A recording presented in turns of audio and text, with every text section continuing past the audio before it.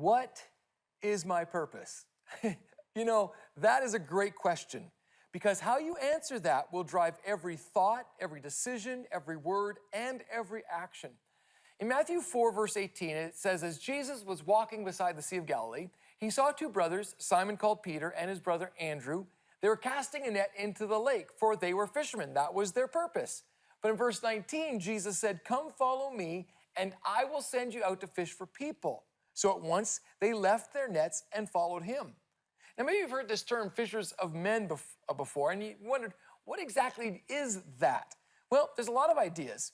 For some people it means, someone who changes the world, or someone who makes converts, or maybe a mega evangelist. For most of us, if we're honest, it seems unattainable for somebody else. But I think there's a problem with that interpretation. And so when we feel it's something beyond what we can do, we either give up or we fake it. So here's the deal. If your purpose, and if what Jesus was saying was some task that you got to strive for it, you got to achieve it, you got to control it, here's what happens. It dissolves quickly into a man-made system. It's what we call politics, religion, tribalism. So you're wondering, maybe, how do I know? How do I know if my purpose has become a task? Well, I'll tell you how. You have an agenda.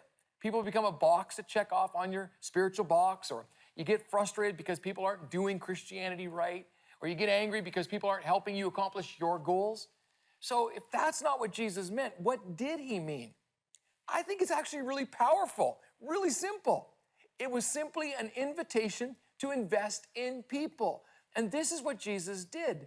It wasn't to do something, it was to be something.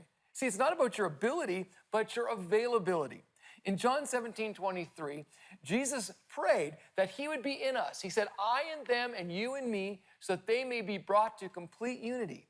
Then the world will know that you sent me and have loved them, even as you have loved me. See, you know what I think Jesus thinks our purpose should be? Simply to help others see what love does in a life surrendered to it.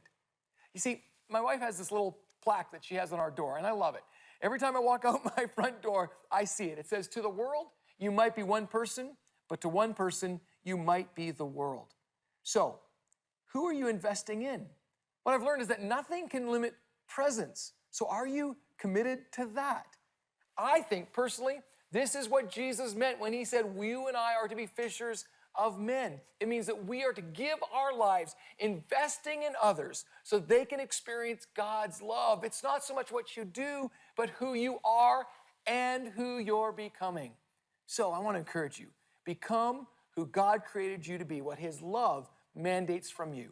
And that is a stepping stone toward who God has called you to be.